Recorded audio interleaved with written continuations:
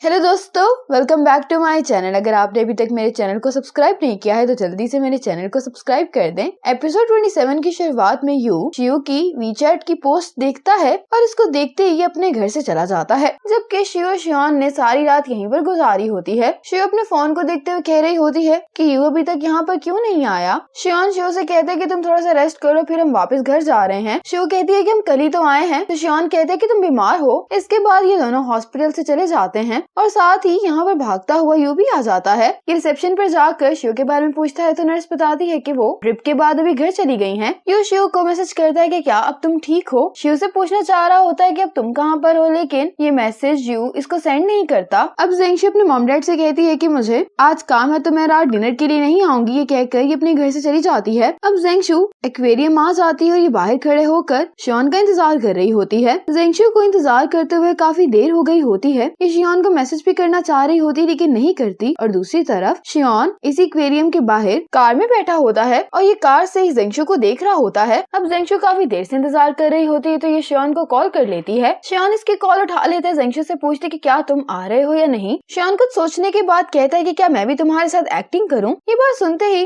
जेंगशु के हाथ में जो बॉटल्स होती हैं वो नीचे गिर जाती हैं। जेंगशु कुछ कहने वाली होती है कि शियोन कॉल बंद कर देता है और इसको अपने शन की बातें याद आने लगती हैं कि जब इसने शन को कहा था कि एक अच्छा इंटरव्यू लिखने के लिए अंडरस्टैंडिंग होना बहुत जरूरी है। ये बातें शियोन ने सुन ली होती हैं। जेंगशु कहने लगती है कि मुझे माफ कर दो और जेंगशु यहाँ पर खड़े होकर रोने लगती है। जेंगशु की मॉम को इसकी टेंशन हो रही होती है। इसके डैड से कहती है कि पता नहीं इसको क्या हो गया, जब से ये घर पर आई है बस सारा दिन अपने कमरे में सोती ही रहती है। लेकिन डैड तो कह रहे होते हैं कि तुम ज्यादा ही टेंशन ले रही हो, ऐसी कोई भी बात नहीं है। मॉम जेंगशु के रूम में आती है, कहती है कि उठ जाओ, खाना खाने का टाइम हो गया है। जेंगशु अपने पेरेंट्स के साथ खाना खाने के बाद जब जा रही होती है अपने रूम में तो उसकी मॉम कहती है कि कल मैं यू की मॉम से मिलने वाली हूँ, तो क्या तुम कल मेरे साथ डिनर पर आना चाहोगी। जेंगशु कहती है कि मैं नहीं जा रही हूँ। मॉम कहती है कि यू बहुत अच्छा लड़का है, बहुत सारी लड़कियाँ यू जैसा बॉयफ्रेंड चाहती हैं। अगर तुम किसी को डेट नहीं करोगी तो खुद ब खुद तो तुम्हारा कोई बॉयफ्रेंड नहीं बन जाएगा ना। जेंगशु अपनी मॉम की बातें सुनकर यहाँ से चली जाती है। अगले दिन मॉम कहती है कि ये कल सारा दिन भी सोती रही है अपने कमरे में और अब नाश्ते के लिए भी बाहर नहीं आई, कुछ तो गड़बड़ है। मॉम जेंगशु के रूम में आकर इसे पूछती है कि क्या कुछ हुआ है। जेंगशु कोई जवाब नहीं देती तो मॉम कहती है कि अगर काम में कोई मसला है तो तुम अपने डैड के पास जा सकती हो, क्योंकि ऐसी कोई भी प्रॉब्लम है जो वो सॉल्व नहीं कर सकते। और अगर तुम्हें कोई इमोशनल मसला है तो फिक्र नहीं करो, वक्त गुजरने के साथ सब ठीक हो जाएगा। मेरी जिंदगी में भी कुछ ऐसे लोग थे जिनको मुझे लगता था कि मैं कभी नहीं भुला सकती, लेकिन वक्त गुजरने के साथ साथ अब मुझे वो बिल्कुल भी याद नहीं है। जेंगशु कहती है कि मॉम मैंने कुछ गलत कर दिया है। मॉम कहती है कि गलती किससे नहीं होती, बस तुम फ्यूचर में ऐसी गलती ना करना। तो जेंगशु कहती है कि कोई फ्यूचर नहीं है। मॉम कहती है कि ऐसी बातें नहीं करो, फ्यूचर है तो हमारे पास उम्मीद है। गॉन्जी काम की फाइल देखते हुए ब्रूस के बारे में बात कर रहा होता है, जबकि शियोन जेंगशु की प्रोफाइल चेक करते हुए कहता है कि वाकई में ये एक बेरहम इंसान है और गुस्से से अपना फोन साइड टेबल पर रख देता है। अब जेंगशु के घर पर योंगी आता है। जेंगशु की मॉम दरवाजा खोलती है तो योंगी बताता है कि मैं जेंगशु से मिलने के लिए आया हूँ। तो मॉम कहती है कि न मैंने तुम्हें पहले कभी देखा है और ना ही जेंगशु ने तुम्हारा कभी जिक्र किया है। तो योंगी कहता है कि अभी कुछ टाइम पहले हमारी मुलाकात हुई है, मैं जेंगशु से मिलना चाहता हूँ। मॉम योंगी को देखकर कहने लगती है कि वो तुम ही हो ना जिसने जेंगशु को इतना अपसेट कर दिया है। योंगी कहता है कि मैंने ऐसा कुछ नहीं किया। मॉम कहने लगती है कि अगर तुम उसको सही से मनाओगे तो वो मान जाएगी। योंगी को तो कुछ समझ नहीं आ रहा होता कि आखिर जेंगशु की मम्मी से क्या बातें कर रही हैं, लेकिन ये कह देता है कि मुझे आपकी बात समझ आ रही है। तो जेंगशु की मम कहती है कि अगर तुम्हें समझ आ गई है तो फिर अंदर आ जाओ। और जेंगशु जब अपने रूम से बाहर आती है तो ये इसको यहाँ पर देखकर बहुत हैरान होती है और पूछती है कि तुम यहाँ पर क्या कर रहे हो। तो योंगी इसको हैप्पी न्यू ईयर कहता है। जेंगशु की मम्मी से कहती है कि ये बहुत दूर से आया तो तुम इसका अच्छे से ख्याल रखना। ये कह कर जेंगशु की मम यहाँ से चली जाती है। जेंगशु कहती है कि ये शहर इतना बड़ा नहीं है, मैं तुम्हारी इस शहर को घूमने के प्लान बनाने में मदद कर सकती हूँ, लेकिन मुझे कुछ काम करना इसलिए मैं तुम्हारा साथ नहीं दे सकती। योंगी से पूछता है कि क्या तुम्हें भूख लगी और फिर ये जेंगशु के लिए घर पर खाना तैयार करता है। जेंगशु खाना ट्राई करते थे, वाकई में मजे का होता है। इससे पूछती है कि तुम यहाँ पर क्या कर रहे हो। तो योंगी कहते हैं कि क्या तुम्हें नहीं पता कि मैं यहाँ पर सिर्फ तुम्हारे लिए आया हूँ। ये बात सुनते ही जेंगशु को याद आता है कि शियोन ने भी इससे यही बात कही थी। जेंगशु कहते हैं कि ऐसा करना बंद कर दो और तुम वापस चले जाओ। योंगी कहते हैं कि क्या शियोन के साथ ब्रेकअप करना बहुत मुश्किल है। जेंगशु इस बात को कोई जवाब नहीं देती और खाना खाने लगती है। योंगी कहते हैं कि खाना खाने के बाद तुम मुझे अपने हाई स्कूल लेकर जाओगी। और फिर ये दोनों जेंगशु के हाई स्कूल आ जाते हैं। जेंगशु कहती है कि दरवाजा बंद है इसलिए हमें वापस चलना चाहिए, लेकिन योंगी यहीं पर खड़ा होकर स्कूल को देख रहा होता है। योंगी कहते हैं कि मैं उम्मीद करता हूँ कि तुम मेरे बारे में सीरियसली सोचोगी। जेंगशु कहती है कि मेरे दिल में कोई और है। योंगी कहते हैं कि मैं जानता हूँ और वो पहले ही तुमसे एक कदम दूर जा चुका है। जेंगशु कहती है कि अगर वो चला भी गया है तो मैं इंतजार कर सकती हूँ और तुम भी मुझे चेस कर सकते हो। यहाँ पर योंगी बाइसिकल्स देखता है तो कहता है कि हम इनको चलाते हैं। अब ये दोनों साइकिल्स पर राइड करते हैं। तो जेंगशु कहती है कि आज के लिए तुम्हारा शुक्रिया। तो योंगी कहता है कि अगर तुम मेरा शुक्रिया अदा करना ही चाहते तो फिर मुझे एक चांस दो। जेंगशु कहती है कि हम बिजनेस के बारे में बात नहीं कर रहे, मैं तुम्हें मौका दे दूं। दूसरी तरफ शियोन, यू और गॉन्जी आज हॉर्स राइडिंग के लिए आए होते हैं। हॉर्स राइडिंग करने के बाद ये तीनों यहाँ पर बैठ जाते हैं और ये तीनों ही अपसेट दिखाई दे रहे होते हैं। अब यू शियो को मैसेज करके पूछता है कि क्या तुम पहले से बेटर फील कर रही हो। अब शियोन जब इसको मैसेज करता हुआ देखता है तो ये भी अपना फोन पकड़ लेता है और जेंगशु का वीचैट देखने लगता है, लेकिन जेंगशु ने तो इसको कोई मैसेज नहीं किए होते और इसको देखकर शियोन और भी अपसेट दिखाई दे रहा होता है। अब गॉन्जी भी अपना फोन चेक करने लगता है। अब गॉन्जी शेन का वीचैट चेक करता है तो उसको देखते ही ये कहता है कि मैं पहले जा रहा हूँ। ये कहते ही गॉन्जी यहाँ से चला जाता है। अब गॉन्जी शेन के घर के बाहर आ जाता है और इसको मैसेज करके पूछ रहा होता है कि तुम कहाँ पर हो। इतने में ही शेन अपने कजन के साथ कहीं जा रही होती है। ये देखकर गॉन्जी को अच्छा नहीं लगता और ये इनका पीछा करने लगता है। अब गॉन्जी यहाँ पर आ गया होता है तो ये देखता है कि शेन इस लड़के के साथ वेडिंग ड्रेस डिसाइड करने के लिए आई है। ये देखते ही गॉन्जी शेन के पास आ जाता है और पूछने लगता है कि क्या तुम ठीक हो। शेन इससे पूछती है कि तुम यहाँ पर क्या कर रहे हो। तो गॉन्जी कहता है कि क्या तुम हॉस्पिटल में नहीं थी। तो शेन कहती है कि मैं ठीक हूँ। गॉन्जी शेन का हाथ पकड़कर उसे कहता है कि मेरे साथ आओ, लेकिन इसका कजन कहने लगता है कि तुम इसको कहाँ पर लेकर जा रहे हो, इसका अभी इसी वक्त हाथ छोड़ दो। तो गॉन्जी कहता है कि तुम्हारा मसला नहीं है। इसके कजन को तो कुछ समझ नहीं आया तो शेन कहती है कि ये मेरा दोस्त है। गॉन्जी शेन को बाहर लेकर आता है और कहने लगता है कि क्या तुम इस लड़के से शादी करने वाली हो। शेन कहती है कि इस बात का तुमसे क्या ताल्लुक है। तो गॉन्जी कहने लगता है कि तुम भी इसे शादी करना नहीं चाहती, वो जो तुम्हें दे सकता है वो मैं भी तुम्हें दे सकता हूँ। शेन कहती है कि फीलिंग्स कोई चीजें नहीं होती जिनको आप खरीद सकते हैं। तो गॉन्जी से पूछता है कि क्या तुम मुझे पसंद करती हो। ये सुनकर शेन गॉन्जी को देखने लगती है। तो गॉन्जी कहता है कि पहले मैं जवाब देता हूँ इस बात का कि मैं तुम्हें बहुत पसंद करता हूँ। मैंने अपने बचपन से अपने पेरेंट्स को लड़ते हुए देखा है और फिर मेरे पेरेंट्स की डाइवोर्स हो गई। मेरी मॉम ने मेरे डैड से कहा कि वो थक गई हैं और ज्यादा इस शादी को नहीं चला सकती। मेरे डैड ने जितना चाहे मेरी मॉम को अच्छे से ट्रीट किया, लेकिन उसके बावजूद मेरी मॉम ने अपनी शादी पर गिव अप कर दिया। ये सभी बातें मेरे माइंड में स्टक हो गई हैं और तभी से शादी पर से मेरा भरोसा उठ गया है। मुझे इस तरह की रिलेशनशिप इसलिए पसंद नहीं है कि इससे मैं आजाद फील करता हूँ, बल्कि इसलिए कि ऐसा करके कम से कम मैं तुम्हें खो नहीं सकता। लेकिन जब से तुमने मुझे अवॉइड करना शुरू किया है तो मुझे अपनी फीलिंग्स का एहसास हुआ है। मैं दूसरों को तो बेवकूफ बना सकता हूँ लेकिन अपने आप को नहीं। गॉन्जी शेन के हाथ पकड़कर कहने लगता है कि मैं तुम्हारे साथ एक नॉर्मल कपल की तरह रहना चाहता हूँ। ये शेन से कहने लगता है कि मैं सब कुछ खो सकता हूँ लेकिन तुम्हें नहीं खो सकता। शेन कहने लगती है लेकिन एक नॉर्मल रिलेशनशिप को बिल्ड करने में हम दोनों ही अच्छे नहीं हैं। गॉन्जी तो बहुत इमोशनल हो गया होता है। ये शेन से कहता है कि मैं तुम्हारे लिए मेहनत करने के लिए तैयार हूँ। शेन गॉन्जी से कहती है कि मैं भी शादी नहीं करना चाहती क्योंकि हम दोनों ने ही कभी प्यार के बारे में सीरियस होकर बात ही नहीं की और इन सब के लिए पहले हमें अपने रिलेशनशिप को स्टार्ट करना चाहिए। ये सुनते ही गॉन्जी खुश हो जाता है और ये शेन को हक करता है। आज न्यू ईयर की छुट्टियां खत्म हो गई होती हैं और जेंगशु अपने काम पर आ जाती है और ये यहाँ पर अपने आप से कहती है कि यहाँ पर मेरी पहली प्रायोरिटी मेरा काम है और मैं सिर्फ उसी पर फोकस करूंगी। साथ ही जेंगशु को शियो का मैसेज आता है कि मेरी तबीयत ठीक नहीं है तो आज मैं ऑफिस नहीं आऊंगी। इसके बाद सभी लोग जब काम करके घर वापस चले जाते हैं तो जेंगशु शेन को कॉल करके बताती है कि शियोन को सारी बात का पता चल चुका है। जेंगशु से पूछती है कि क्या तुम फ्री हो, मैं तुम्हारे घर आना चाहती हूँ। तो शेन कहती है कि ठीक है, मैं तुम्हारा इंतजार कर रही हूँ। और फिर शेन गॉन्जी को कॉल करके कहती है कि आज रात में तुम्हारे साथ डिनर नहीं कर पाऊंगी। तो गॉन्जी कहते कि मैं तुम्हें मिस कर रहा हूँ, इसलिए अब तुम्हें जल्द ही मेरे साथ मिलना होगा। शेन कहती कि ठीक है, हम कुछ दिनों बाद मिलेंगे। अब जेंगशु शेन के घर पर आ जाती है और ये बहुत ही अपसेट होती है। शेन से कह रही होती कि मैं उसको ये सब कुछ कैसे एक्सप्लेन करूंगी। शेन कहती है कि वो शुरू से तुम्हारे बारे में बहुत सीरियस है, इसलिए ये सब पता चलने के बाद उसकी फीलिंग्स हर्ट हो गई हैं। जेंगशु कहने लगती है कि मैं उसको सारी बात बताना चाहती हूँ और उसे माफी भी मांगना चाहती हूँ, लेकिन वो मेरी बात नहीं सुनेगा। शेन इसको कहती है कि अभी वो तुम पर गुस्सा है तो तुम थोड़े टाइम बाद कोई मौका देखकर उससे बात कर लेना, हो सकता है कि वो तुम्हें माफ कर दे। अगली सुबह जब जेंगशु उठती है तो ये शेन को गॉन्जी से बात करते हुए सुन लेती है। जेंगशु जब टूथब्रश निकालने के लिए नीचे कैबिनेट खोलती है तो यहाँ पर मेंस परफ्यूम पड़ा होता है। जेंगशु जब अपने ऑफिस जा रही होती है तो ये शेन से कहती है कि आज रात मैं घर वापस जा रही हूँ। शेन सोचने लगती है कि ये तो रहने आई थी, फिर ये अचानक से क्यों जा रही है वापस। काम पर आने के बाद जेंगशु भी अपनी और शियोन की चैट देख रही होती है। दूसरी तरफ शियोन भी अपनी और जेंगशु के चैट को देख रहा होता है। अगले दिन जेंगशु योंगी की कंपनी में आती है। योंगी कहता है कि ऐसा लगता है कि अब तुम भी मुझ में इंटरेस्टेड हो, इसीलिए तो मेरा इंटरव्यू लेने के लिए आ गई हो। जेंगशु कहती कि मैं नहीं, रीडर्स तुम में इंटरेस्टेड हैं। और फिर जेंगशु अपना योंगी के साथ इंटरव्यू स्टार्ट कर देती है। जब इनका इंटरव्यू खत्म हो जाता है तो योंगी कहते हैं कि क्या तुमने कभी इस टॉपिक पर इंटरव्यू करने का सोचा है, उन सभी बिजनेसमैन से जो अपनी कंट्री वापस आकर बिजनेस स्टार्ट कर लेते हैं। जेंगशु कहती कि मेरे पास ये आइडिया है पहले से। योंगी कहता है कि अगर तुम ये करना चाहती हो तो मैं तुम्हें काफी लोगों से मिलवा सकता हूँ। जेंगशु तो ये सुनकर खुश हो जाती है और इसको थैंक्स बोलती है। अब शियोन अपने ऑफिस में होता है कि वीचैट पर कुछ देखते हैं जिसको देखकर हैरान हो जाता है और इसी मोमेंट पर एपिसोड 27 खत्म हो जाती है।